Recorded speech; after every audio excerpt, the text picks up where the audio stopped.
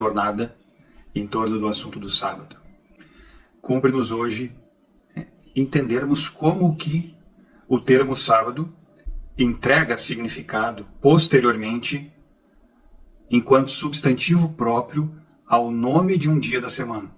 E a fim de introduzir o assunto do vídeo de hoje, eu gostaria de ler uma pequena introdução.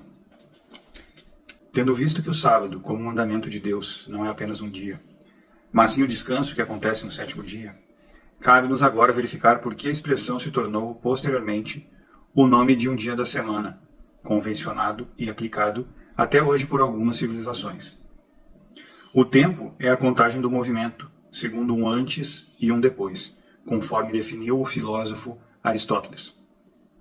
Portanto, refere-se a um quantum, a uma quantidade cronológica que flui em ordem sucessiva, podendo ser contada, primeiro, segundo, terceiro, quarto, etc.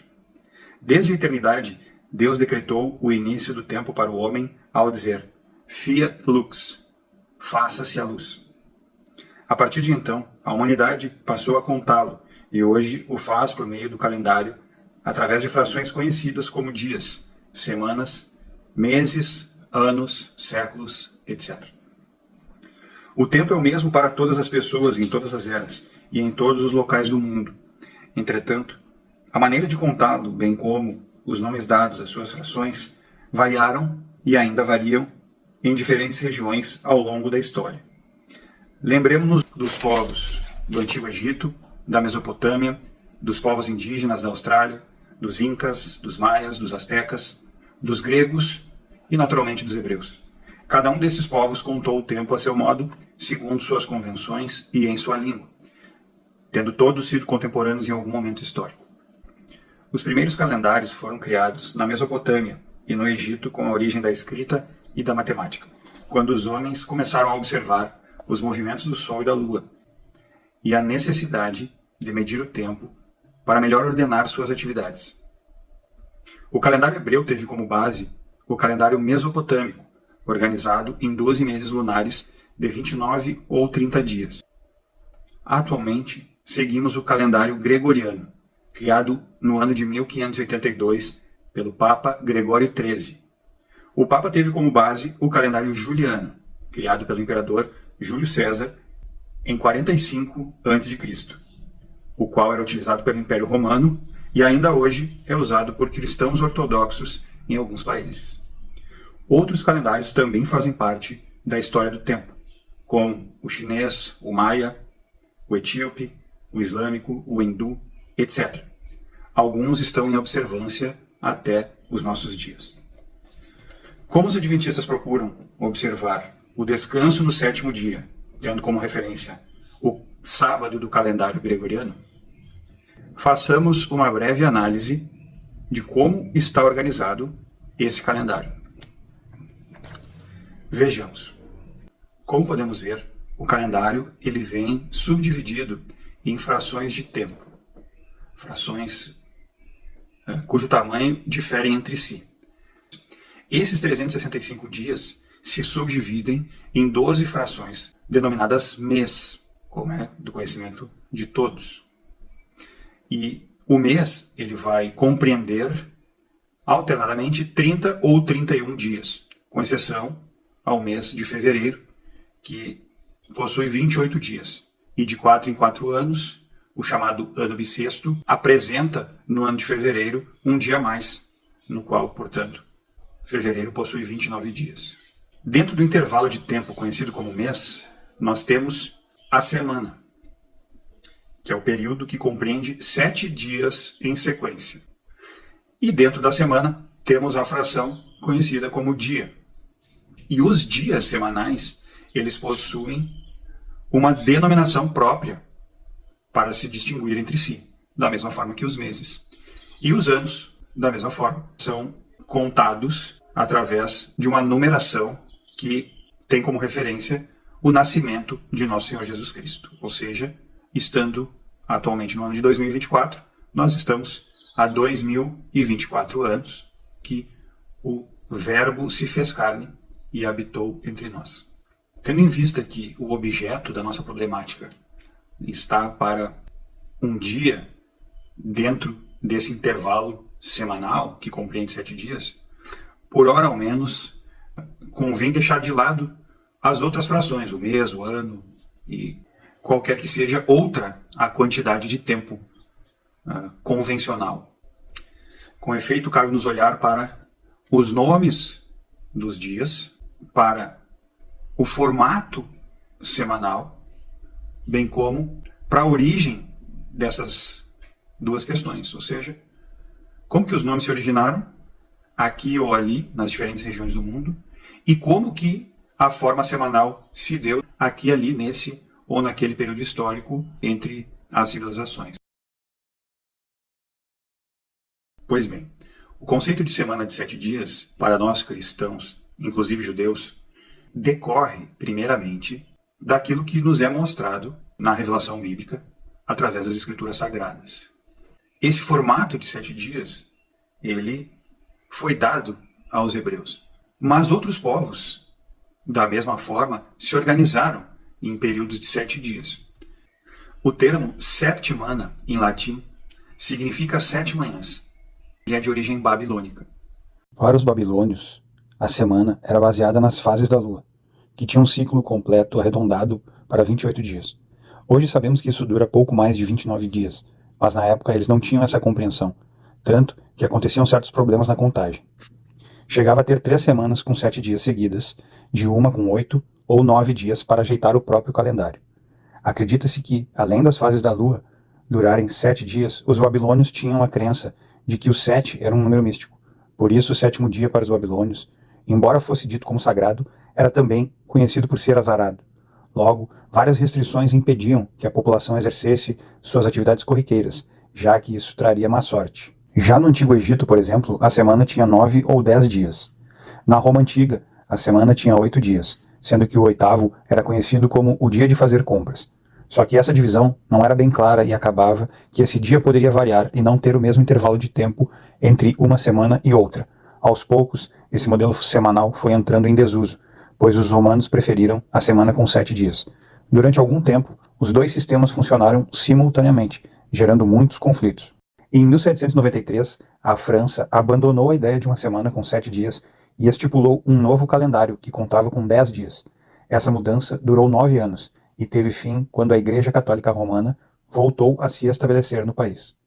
A União Soviética também tentou mudar a contagem do número de dias da semana, em 1929.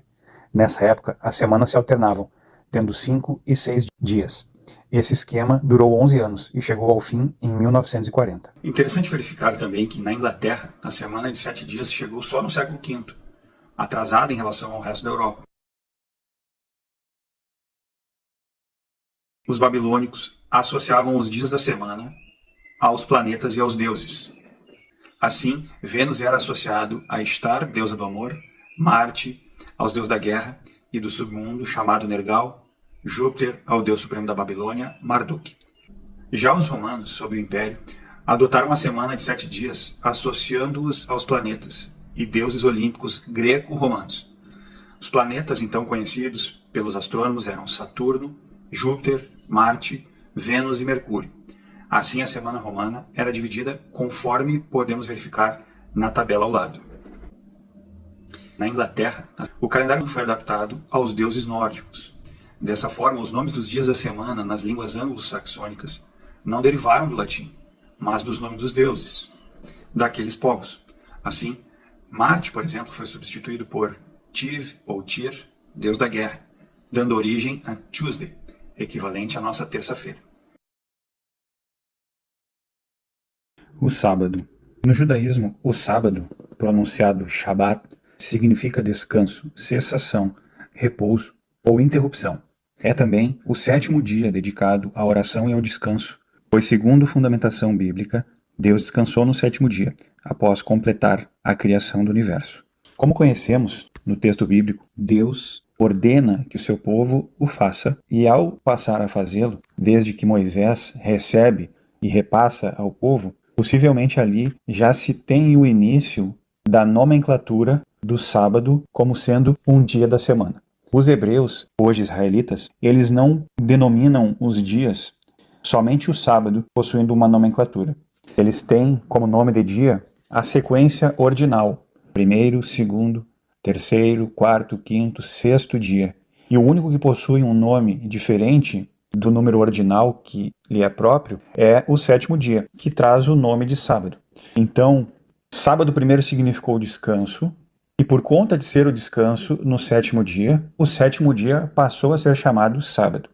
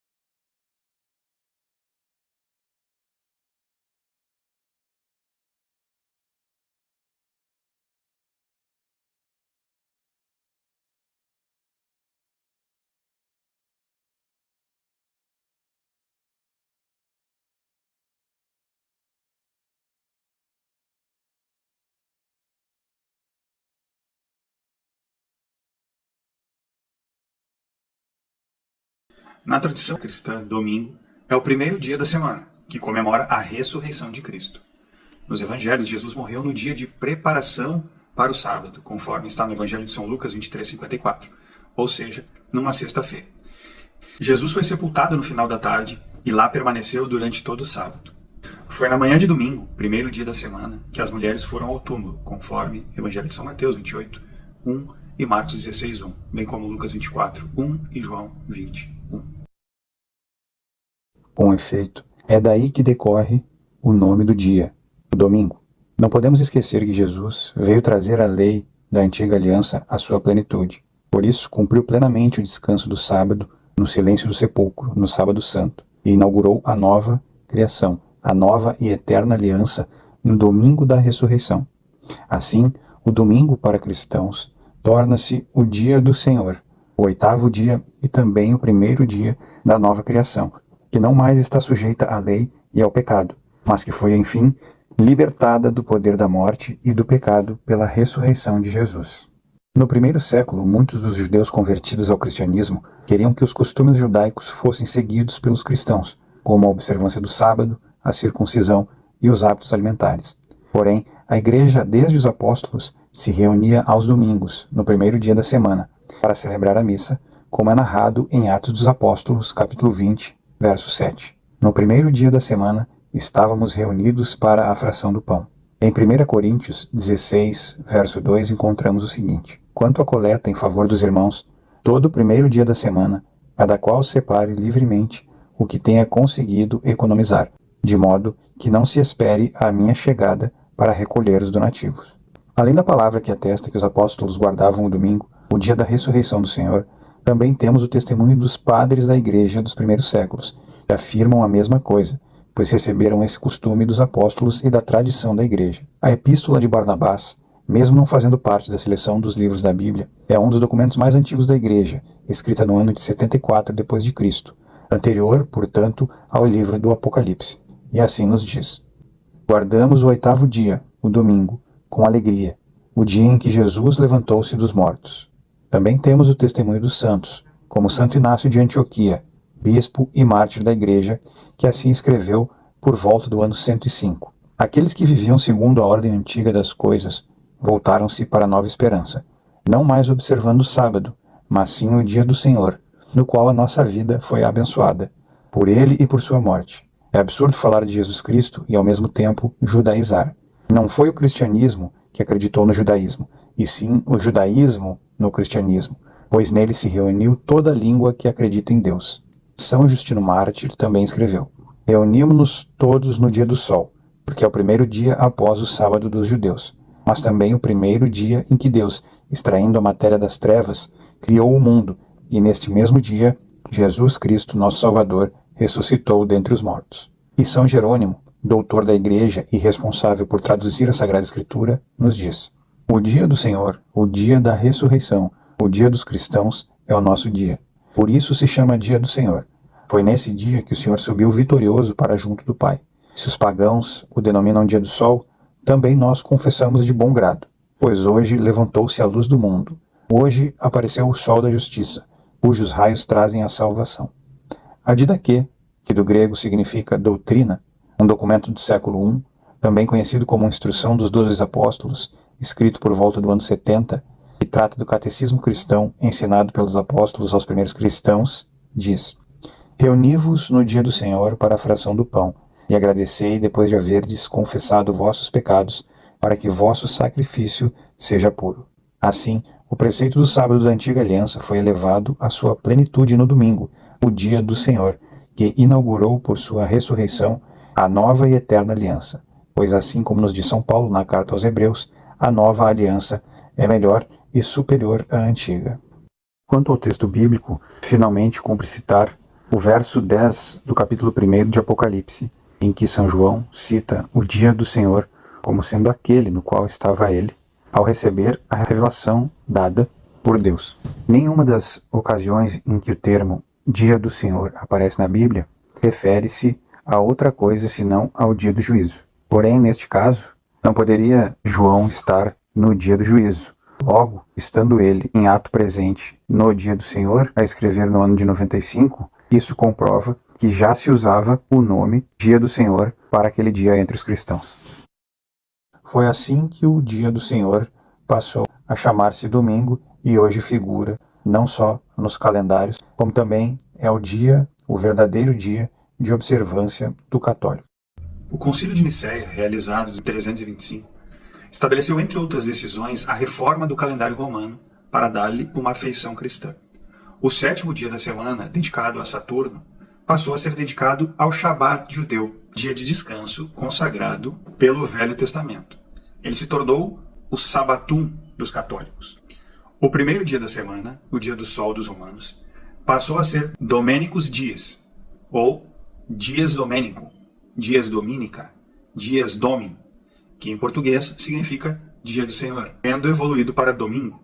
Esse dia já era o dia de descanso do Império Romano, e assim permaneceu.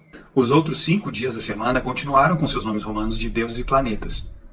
Como lembra Paul Venn, nossa semana deve tanto à astrologia popular pagã quanto ao judeu-cristianismo, e isso permitiu a Constantino contentar cristãos sem contrariar os pagãos. Portanto, o imperador Constantino, a fim de conciliar aquilo que já era uma realidade, ou seja, pagãos e cristãos se valendo do mesmo dia para descansar, ele decreta que esse se tornaria o dia oficial de descanso. Mas não em perseguição a ninguém. Não perseguiu ninguém que descansasse no outro dia. Mas o que acontecia? Os pagãos que não aderiram ao cristianismo descansavam naquele que para eles era o dia do sol. E os cristãos descansavam nesse mesmo dia. Só que para eles, esse dia era o dia do Senhor, o dia da ressurreição de nosso Senhor Jesus Cristo. Então o que Constantino faz? Ele simplesmente diz: o dia do descanso no Império Romano é esse dia aqui. Ele tira a controvérsia que pudesse haver, a discussão que pudesse haver, e diz: é aqui que haverá descanso. Especialmente porque ele se converteu também, e ele não impôs a religião. Ele não disse para os pagãos: vocês têm que crer em nosso Senhor Jesus Cristo, e vocês devem parar de mencionar o dia no qual vocês descansam como sendo o dia do sol, e o ter, a partir de então, como sendo o dia do Senhor. Não, ele não fez isso. Ele apenas disse que naquele dia seria o dia do descanso. E os pagãos seguiram descansando, em alusão ao sol, e os cristãos descansando, prestando culto, em alusão à ressurreição de nosso Senhor Jesus Cristo. Assim estabeleceu-se o descanso semanal no Império Romano, que mais tarde seria chamado de domingo. Até então, para os cristãos, se chamava Dia do Senhor. Tradição que se mantém até os dias de hoje. A língua portuguesa é o único idioma em que os dias da semana não têm as antigas designações pagãs dos deuses romanos, mas antes nomes eclesiásticos. Essa mudança foi patrocinada por um dos mais importantes clérigos bacarenses da Alta Idade Média, o arcebispo Martinho de Dume, conversor dos suevos, braço direito dos monarcas germânicos e santo da Igreja Católica. Essa mudança foi tornada oficial No primeiro concílio de Braga, ocorrido ano de 561 d.C., convocado pelo rei suevo Ariamiro, com o apoio do Papa João III, tendo o objetivo de lidar com as correntes heterodoxas do cristianismo primitivo, declarando anátema sobre todos aqueles que acreditassem em doutrinas como a priscilianista ou a ariana. Mas a decisão mais curiosa saída deste concílio foi tomada pelo arcebispo Martinho, considerando indigno de bons cristãos que se continuasse a chamar os dias da semana pelos nomes latinos pagãos, decidindo então usar a terminologia eclesiástica para designar Feria Segunda, Feria Tertia, Feria Quarta, Feria Quinta, Feria Sexta, Sabatum, Dominica, onde os modernos dias em língua portuguesa, segunda, terça, quarta, quinta e sexta-feira, bem como sábado e domingo surgiram. Caso único entre as línguas novilatinas, dado ter sido a única a substituir inteiramente a terminologia pagã pela terminologia cristã. Isso explica o fato de os mais antigos documentos redigidos em português, fortemente influenciados por este latim eclesiástico, não terem qualquer vestígio da velha designação romana dos dias da semana, prova da forte ação desenvolvida por São Martinho e seus sucessores na substituição dos nomes. Mudança imposta pelo bispo português São Martinho ficou valendo apenas para Portugal. Outros países, como Espanha, França e Itália, mantiveram a raiz original dos planetas, Mercúrio, Vênus, Marte, Júpiter e Saturno para chamar os dias da semana.